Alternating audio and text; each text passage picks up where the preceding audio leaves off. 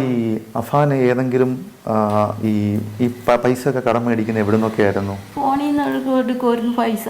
അതായത് എന്താ അത് എന്താ ഫോണിൽ നിന്ന് പറയുമ്പോൾ ഫോണിൽ ആപ്പാണോ? ഫോൺ ആപ്പ് അവിടുന്ന് പൈസ എടുക്കുമായിരുന്നു. അഫാന്റെ ഉമ്മയുടെ ഒരു ഇന്റർവ്യൂ ഞാൻ 24 ന്യൂസിനകത്ത് കണ്ടിട്ടുണ്ടായിരുന്നു. ഈ ഒരു ഇന്റർവ്യൂവിനകത്ത് പുള്ളിക്കാരത്തി കുറച്ചും കൂടി കാര്യങ്ങൾ വെളിപ്പെടുത്തുന്നുണ്ട്. പ്രത്യേകിച്ച് ഈ പറയുന്ന അഫാൻ ലോൺ ആപ്പിൽ നിന്നിട്ട് ഒരുപാട് പൈസ ലോൺ എടുത്തിട്ടുണ്ടായിരുന്നു എന്നും ആ ലോൺ തിരിച്ചടയ്ക്കാൻ വേണ്ടിയിട്ട് അവർ നിരന്തരം വിളിക്കുമായിരുന്നു എന്നും അങ്ങനെയുള്ള കുറച്ച് കാര്യങ്ങൾ വ്യക്തമായിട്ട് പറയുന്നുണ്ട്. എന്തായാലും നമുക്ക് ഡീറ്റെയിൽ ആയിട്ട് കാണാം. നിങ്ങൾ ആദ്യമായിട്ടാണ് ചാനൽ കാണുന്നതെങ്കിൽ തീർച്ചയായിട്ടും സബ്സ്ക്രൈബ് ചെയ്യുക. ഈ അഫാന് ഏതെങ്കിലും ഈ പൈസ ഒക്കെ കടം മേടിക്കുന്ന എവിടെ നിന്നൊക്കെയായിരുന്നു? ഫോണിൽ നിന്ന് എടുക്കുമായിരുന്നു പൈസ. അതായത് എന്താ അത് എന്താ ഫോണിൽ നിന്ന് പറയുമ്പോൾ ഫോണിൽ ആപ്പാണോ? ഫോൺ ആപ്പ് അവിടുന്ന് പൈസ എടുക്കുമായിരുന്നു. അതെന്ന് വെച്ചാൽ അറിയാൻ വയ്യ, മറന്നുപോയി.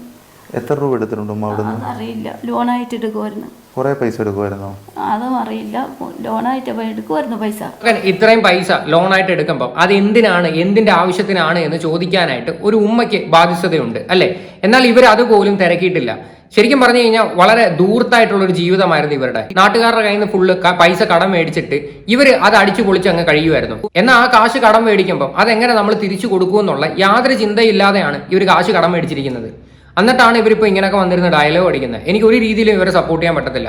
കുറെ ആൾക്കാർ പറയുമായിരിക്കും മകൻ മരിച്ചുപോയി, ഇപ്പൊ ഒരു മകൻ ജയിലിലായി, അപ്പൊ അതിന്റെയൊക്കെ സങ്കടത്തിലിരിക്കുന്ന ഒരു ഉമ്മയാണ്, സുഖമില്ലാത്തയാണെന്നൊക്കെ പറയുമായിരിക്കും. പക്ഷേ ഇവരുടെയും കൂടെ കയ്യിലെ വീഴ്ചകേടാണ് ഇവിടെ ഇത്രയും കൊലപാതകം നടക്കാനായിട്ടുള്ള ഒരു കാരണം. എന്തായാലും ബാക്കിയുടെ കാണാം. ആവശ്യങ്ങളൊക്കെ വരുമ്പോഴല്ലേ അവരെന്തെങ്കിലും ഭീഷണിപ്പെടുത്തിയായിട്ട് വല്ലോ? അല്ല, വിളിക്കുമായിരുന്നു. അന്ന് വിളിച്ചായിരുന്നു, ഫോണിൽ നിന്ന് വിളിച്ചായിരുന്നു അവര്. അതായത് ഈ 24-ാം തീയതി 24-ാം തീയതി രാത്രിയും വിളിച്ചായിരുന്നു. രാത്രിയും വിളിച്ചായിരുന്നു, തലേദിവസവും വിളിച്ചായിരുന്നു, പിറ്റേന്നും വിളിച്ചായിരുന്നു. ഇപ്പൊ അഫാന്റെ പെരുമാറ്റം എങ്ങനെയായിരുന്നു? ഇവര് വിളിച്ചു കഴിഞ്ഞപ്പോ അടയ്ക്കാന്ന് പറഞ്ഞു, പൈസ അടയ്ക്കാന്ന് പറഞ്ഞു. തലേദിവസം വിളിച്ച് പറഞ്ഞു ഇനി ഇത്രയും ദിവസം വരെ കറക്റ്റ് ആയിരുന്നല്ല, പിന്നെ അടയ്ക്കാന്ന് ചോദിച്ചു. ഈ കടങ്ങൾ മേടിപ്പിക്കാതെ ആ ചെറുക്കനെ ആദ്യമേ പറഞ്ഞു വല്ല ജോലിക്കും വിടണമായിരുന്നു. ആ ചെറുക്കനുള്ള കാശുകൾ ഓടി നടന്ന് എല്ലായിടത്തുനിന്നും കടം മേടിച്ച്, പ്രത്യേകിച്ച് ഇവർ ഉൾപ്പെടെ ഓടി നടന്ന് കടവും മേടിച്ചിട്ട് അത് തിരിച്ചു കൊടുക്കാനായിട്ട് ഒരു സാഹചര്യം ഇല്ലാത്തപ്പം കണ്ടെത്തിയ ഒരു പോംവഴിയാണ് എല്ലാവരെയും കൊല്ലുക. എന്തായാലും വളരെ നന്നായിട്ടുണ്ട്. കാര്യം കേരളം കണ്ട ഏറ്റവും വലിയൊരു കൂട്ടക്കൊലയാണ് ഈ ഒരു സംഭവം. ശരിക്കും പറഞ്ഞാൽ ആ ഒരു അച്ഛൻ്റെ മാനസികാവസ്ഥയാണ് ഞാൻ ഇരുന്ന് ആലോചിക്കുന്നത്.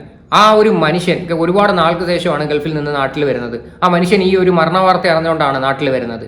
അയാൾക്ക് സത്യം പറഞ്ഞാൽ എന്താണ് പറയേണ്ടതെന്ന് പോലും പുള്ളിക്കാരന് അറിയത്തില്ല. ആ ഒരു സിറ്റുവേഷനിലാക്കിയിട്ടുണ്ട് ആ ഒരു പുള്ളിക്കാരനെ. നിങ്ങൾ ഇതിനകത്തൊരു കാര്യം മനസ്സിലാക്കണം. ഇവർക്കൊരു ലോൺ ഉണ്ടായിരുന്നെന്ന് ഇവർ പറയുന്നുണ്ടല്ലോ, പ്രത്യേകിച്ച് ഇവരുടെ വീടിന് ലോൺ ഉണ്ടെന്ന്. ആ ലോൺ ക്ലോസ് ചെയ്യാനായിട്ടുള്ള ഒരു എമൗണ്ട് വരെ ഈ ഒരു വാപ്പ സൗദിയിൽ നിന്ന് അയച്ചു കൊടുത്തിട്ടുണ്ടായിരുന്നു. പക്ഷെ ആ അയച്ചു കൊടുത്ത പൈസ ഇവർ എന്ത് ചെയ്ത് മൊത്തമായിട്ട് ക്ലോസ് ചെയ്യാതെ പകുതി അടച്ചിട്ട് ബാക്കി പൈസ ഇവരുടെ കയ്യിൽ വെച്ചിരുന്നു. എന്നിട്ട് ആ ഒരു ലോൺ കിടന്ന് കൂടി വരികയായിരുന്നു. അപ്പം ഇതിൻ്റെയൊക്കെ ആവശ്യം എന്തായിരുന്നു? അനാവശ്യമായിട്ട് ദൂരത്തായിട്ടുള്ള ജീവിതം. എന്നിട്ട് ഇവരിപ്പം പറയുന്നത് 10-25 ലക്ഷം രൂപയുടെ കടം മാത്രമേ ഉള്ളെന്നാണ് പറയണത്. ശരിക്കും 10-65 ലക്ഷം രൂപയുടെ കടം ഉണ്ടെന്നൊക്കെ ആയിരുന്നു ആദ്യം പുറത്തു വന്ന ന്യൂസ് അനുസരിച്ച്. അത് മാത്രമല്ല, ഈ ഒരു വീട് കൊടുത്തു കഴിഞ്ഞാൽ ഈ ഒരു കടങ്ങളെല്ലാം തീരും, എല്ലാ പ്രശ്നങ്ങളും തീരുമെന്ന് ഇവർ പറയുന്നുണ്ട്. അങ്ങനെയൊക്കെ തീരുമായിരുന്നെങ്കിൽ ഇങ്ങനെ എന്തിനാണ് ഈ ഒരു പയ്യൻ ചെയ്തത്? അവൻ പറഞ്ഞു അടയ്ക്കാൻ പിറ്റേന്ന് അടയ്ക്കാന്ന് പറഞ്ഞു. ഫോൺ ആപ്പിന്നായിരുന്നല്ലേ? ഫോൺ ആപ്പാണ്. അത് തന്നെ. ടെൻഷൻ ഉണ്ടായിരുന്നു അഫാൻ ആ സമയത്ത്? വലിയ തലേദിവസം വിളിക്കുമ്പോഴൊക്കെ ടെൻഷൻ ഉണ്ടായിരുന്നു. ഞാൻ ചോദിച്ചേ മക്കളെ അതെന്ന് ചോദിച്ചാൽ പറഞ്ഞു ഫോൺ ആപ്പിൽ നിന്നാണ് പൈസ എടുത്തത് എന്തെന്നാ പറഞ്ഞു. തന്നിട്ട് പിതാവിന്റെ ജ്യേഷ്ഠൻ നമ്മുടെ ലത്തീഫിനോട് എന്തെങ്കിലും പ്രശ്നം ഉണ്ടായിരുന്നോ? അടുത്ത് പ്രശ്നമൊന്നുമില്ലായിരുന്നു. ഞാൻ സംസാരിക്കുമായിരുന്നു. എന്തിനെ കുറിച്ചായിരുന്നു സംസാരിക്കണേ? പൈസ അയച്ചു കൊടുക്കണം എന്നും പറഞ്ഞ് വീട് വയ്ക്കണമെന്ന് പറഞ്ഞ് പ്രശ്നം ഉണ്ടായിരുന്നു. അങ്ങനെ ഉണ്ടായിരുന്നു. എങ്ങനെ? സാധാരണ ഒരു മനുഷ്യർക്കൊക്കെ ഒരാളുടെ കയ്യിൽ നിന്ന് 10 രൂപ കടം മേടിച്ചു കഴിഞ്ഞാൽ നമുക്കൊന്നും ഒരു സമാധാനവും കാണത്തില്ല, കിടന്ന് ഉറങ്ങാൻ പോലും പറ്റത്തില്ല. എത്രയും പെട്ടെന്ന് ആ കാശ് തിരിച്ചു കൊടുക്കാനായിരിക്കും നമ്മൾ ചിന്തിക്കുന്നത് അല്ലേ? ഇവിടെ നേരെ മറിച്ചായിട്ടുള്ള ഒരു കാര്യങ്ങളാണ്. ആ ഒരു മാനേജർ വീട്ടിൽ വന്ന സമയത്ത് ഈ അഫാൻ അടിക്കാനായിട്ട് ചാടി ഇറങ്ങിയിട്ടുണ്ടായിരുന്നു എന്നൊക്കെയാണ് ഈ ഉമ്മ വന്നിരുന്ന് സംസാരിക്കുന്നത്. എന്തായാലും ശരിക്കും പറഞ്ഞു കഴിഞ്ഞാൽ ആ ചെറുക്കനെയൊക്കെ വളർത്തേണ്ട രീതിയിൽ വളർത്തണമായിരുന്നു. ഈ ചെറുക്കൻ പോയി നാട് നീള പൈസ കടം വാങ്ങി അവർ അവരുടേതായിട്ടുള്ള രീതിയിൽ ആഡംബരമായിട്ട് ജീവിച്ചുകൊണ്ടിരുന്നതായിരുന്നു. അതാണ് ഇതിനകത്തേക്ക് ഉള്ളൊരു മെയിൻ കാരണം, അല്ലാതെ വേറെ ഒന്നുമല്ല. ഇനി കൂടുതൽ പൈസയുടെ കാര്യങ്ങളും കൂടി വെളിപ്പെടുത്തുന്നുണ്ട്, അതും കൂടി കേൾക്കാം. ഞാൻ ഈ ഉമ്മയോട് വീണ്ടും ഇത് ചോദിക്കുന്നത് വേറൊന്നും കൊണ്ടല്ല. നമ്മൾ ഈ പലതരത്തിലുള്ള കുറ്റപ്പെടുത്തലൊക്കെ നിങ്ങൾക്കെതിരെ ഉണ്ട്, ഉമ്മയ്ക്കെതിരെ ഉണ്ട്, വാപ്പായ്ക്കെതിരെ ഉണ്ട്. അപ്പം നമ്മളതിൻ്റെയൊക്കെ സത്യാവസ്ഥ നിങ്ങൾക്കും അഫാനും മാത്രമാണ് ഇതൊക്കെ എന്താണെന്ന് അറിയാവുന്നത്. അതുകൊണ്ടാണ് ചോദിക്കുന്നത്. ഈ ഈ വീട്ടിലെ എല്ലാ വിഷയങ്ങളും അഫാൻ അറിയാമായിരുന്നു? ആ വീട്ടിലെ എല്ലാ വിഷയവും അഫാൻ അറിയാം. നമുക്ക് ഈ വലിയ സാമ്പത്തിക പ്രശ്നങ്ങളുണ്ടായിരുന്നു. സാമ്പത്തിക പ്രശ്നങ്ങൾ ഒരു വലിയതായിട്ടില്ല, കുറച്ച് പ്രശ്നം ഉണ്ടായിരുന്നു. അത് അവനറിയാം, എൻ്റെ ഇളയ മോനറിയാം, നമുക്ക് 3 പേർക്കും അറിയാം. 3 പേരും ഒരുപോലെയാണ് അവിടെ കഴിഞ്ഞ് പോയിക്കൊണ്ടിരിക്കുന്നത്. എത്ര കൂളായിട്ടാണ് വന്നിരുന്നത് പറയണത്. കാര്യം സാമ്പത്തിക പ്രശ്നങ്ങൾ ഞങ്ങൾക്ക് 3 പേർക്കും അറിയാം, ഞങ്ങളെല്ലാവരും വളരെ കൂളായിട്ടായിരുന്നു പൊയ്ക്കൊണ്ടിരിക്കുന്നത് എന്നൊക്കെയുള്ള രീതിയിൽ. ഓക്കെ, എന്തായാലും ഇത്രയൊക്കെ കടങ്ങളും പ്രശ്നങ്ങളും ഒക്കെ ഉണ്ടായിരുന്നെങ്കിൽ എന്തുകൊണ്ടാണ് നിങ്ങൾ നിങ്ങളുടെ ഹസ്ബൻഡിനെ അറിയിക്കാഞ്ഞത്? ആദ്യമേ അതല്ലേ നമ്മൾ ചെയ്യേണ്ടത്. പുള്ളിക്കാരനാണ് അവിടെ അതിലും വലിയ വിഷമത്തോടായിരുന്നു കഴിഞ്ഞുകൊണ്ടിരുന്നത്. ശരിക്കും വീട്ടിലൊരു ഗ്രഹനാഥൻ എന്ന് പറയുന്ന ഒരു വ്യക്തി, അയാളെയല്ലേ ഇത്തരം വിഷയങ്ങളൊക്കെ നമ്മൾ വിളിച്ച് അറിയിക്കേണ്ടത്. നിങ്ങളുടെ ഭാഗത്തുള്ള വഴികേടാണ് ഇത് മൊത്തം, സത്യം പറഞ്ഞ കാര്യം. യവനെ പോലെയുള്ള കുറെ നാറികൾ, അതായത് ലോൺ ആപ്പിൽ നിന്ന് പൈസ എടുക്കുക, അവൻ്റെ രീതിയിൽ ഇഷ്ടപ്പെട്ട രീതിയിൽ അടിച്ചു പൊളിച്ച് ജീവിക്കുക, അവൻ ആ കാശും കൊണ്ട് കള്ളു കുടിച്ച് കറങ്ങുക, ഇതൊക്കെ തന്നെ ആയിരിക്കാം നടന്നത്, അല്ല അതിൽ കൂടുതൽ വേറെ ഒന്നുമല്ല.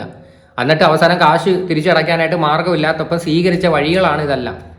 നമുക്ക് എത്ര രൂപയുടെ കടം ഉണ്ടായിരുന്നിരിക്കും ഉമ്മയുടെ ഓർമ്മയിൽ? 10-25 ലക്ഷം രൂപ കടമുണ്ട്. അത് എങ്ങനെയാ ഉമ്മ വന്നത്? നമ്മൾ ഈ ലോൺ എടുത്തതൊക്കെയാണോ? ലോൺ എടുത്തത്, പലിശ കൊടുത്തത്, അങ്ങനെയൊക്കെ ഉള്ള കാര്യങ്ങളാണ്. ശരിക്കും ഇത്രയും ക്വസ്റ്റ്യൻസ് ചോദിക്കുമ്പം ഇവരുടെ അടുത്ത് ചോദിക്കേണ്ട ഒരു ക്വസ്റ്റ്യൻ ഉണ്ട്. നിങ്ങൾ ഈ കാശെല്ലാം എന്ത് ചെയ്തു?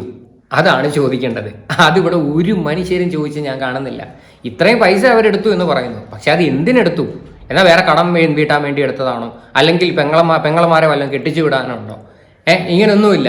ഇവരെന്തിനെടുത്തു, ഇവരെന്തിനാ പൈസ ചെലവാക്കി എന്ന് ഇവിടെ ഒരു മനുഷ്യരും ചോദിച്ചിട്ടില്ല. പലിശയ്ക്ക് നമ്മൾ പലിശയ്ക്ക് എടുത്തിട്ടുണ്ട്.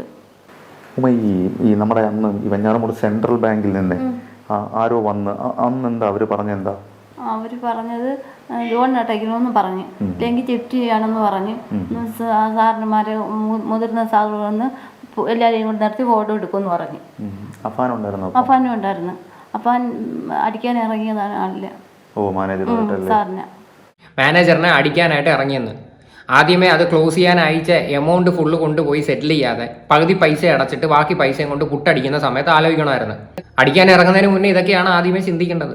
എല്ലാവരുടെയും കയ്യിൽ നിന്ന് നമ്മൾ കാശ് മേടിച്ച് കഴിഞ്ഞാൽ അത് തിരിച്ചു കൊടുക്കാനായിട്ട് ബാധ്യസ്ഥതയാണ്. മനസ്സിലായില്ലേ? ഇപ്പം കയറി കിടക്കാൻ വീട് പോലും ഇല്ലാത്തൊരു ഗതിയിലോട്ട് ഇവരൊക്കെ കൊണ്ടുവന്ന് എത്തിച്ചില്ലേ? അത് മര്യാദയ്ക്ക് അത് ക്ലോസ് ചെയ്യാനായിട്ടുള്ളൊരു എമൗണ്ട് അയച്ചു കൊടുത്തതാ. അത് ചെയ്യാതെ വേറെ പരിപാടികൾ കാണിച്ചതിന്റെ പേരിലാണ് ഇങ്ങനെയൊക്കെ സംഭവിച്ചത്. നമുക്ക് ഈ സഹിക്കാൻ പറ്റാത്ത കടമുണ്ടായിരുന്നു? അത്രയ്ക്കധികം കടമുണ്ടായിരുന്നു? ഇല്ല, അത്രയ്ക്കൊന്നും ഇല്ലായിരുന്നു. ഇത്രയൊക്കെ ഉള്ളായിരുന്നു കടങ്ങള്. ഉമ്മ ഈ സംഭവങ്ങളെ കുറിച്ചൊക്കെ ഉമ്മ എല്ലാം അറിഞ്ഞോ? എനിക്ക് എൻ്റെ കൊച്ചു അതൊക്കെ ചെയ്തതെന്ന് എനിക്ക് എന്നെ കൊണ്ട് പറ്റില്ല വിശ്വസിക്കാൻ. എനിക്ക് പറ്റില്ല അത് വിശ്വസിക്കാനൊക്കെ. അവനെ കൊച്ചൊന്നും വിളിക്കരുത്, പരമനാറിയാണ് അവനൊക്കെ. കാര്യം ഈ ഒരു സാഹചര്യത്തിലോട്ട് നിങ്ങളെല്ലാവരും കൂടെ കൂടിയിട്ടാണ് ഇങ്ങനെ കൊണ്ടുവന്ന് എത്തിച്ചത്, ഇത്രയും വഷളാക്കിയത്. അതുകൊണ്ട് ഇപ്പം ഇങ്ങനെ വന്നിരുന്ന ന്യായീകരിച്ച് സംസാരിച്ചിട്ടൊന്നും ഒരു കാര്യവുമില്ല. ആ ഒരു കൊച്ചു പയ്യൻ്റെ അവസ്ഥ ആലോചിച്ച് നോക്കുക. അവൻ എന്ത് തെറ്റ് ചെയ്ത്? എന്തോ പ്രായമുണ്ട് ആ പയ്യന്. അഫാൻ ഉമ്മയോട് വല്ലതും പറഞ്ഞിരുന്നോ എന്തെങ്കിലും ഇങ്ങനത്തെ പ്രശ്നങ്ങളെ കുറിച്ചോ എന്തെങ്കിലും ഒരു കാര്യത്തെ കുറിച്ചോ? ഇല്ല, ഒന്നും പറഞ്ഞില്ല. ഇല്ല. ഈ അഫാൻ എങ്ങനെ ഉണ്ടായിരുന്നു ഈ കാര്യം? ഈ ഫോണൊക്കെ ഒരുപാട് ഉപയോഗിക്കുന്ന? ഫോണൊക്കെ ഉപയോഗിക്കും, രായും പകലും ഒക്കെ ഉപയോഗിക്കുമായിരുന്നു. ഈ ഗെയിം കളി അങ്ങനെ എന്തെങ്കിലും? ഗെയിം കളിയൊക്കെ ഉണ്ടായിരുന്നു. ഈ ഇത്രയും വൈരാഗ്യ അഫാൻ? ഗെയിം കളി, പൈസ നാട്ടുകാരുടെ കയ്യിൽ നിന്ന് കടം മേടിക്കുക, ഇതൊക്കെ തന്നെ. എനിക്ക് തോന്നുന്നു ഈ ചെറുക്കനൊക്കെ വല്ല ബെറ്റിംഗ് ആപ്പുകളിലും ചെന്ന് ചാടിയിട്ടുണ്ടോ എന്ന് എനിക്ക് ഡൗട്ടുണ്ട്.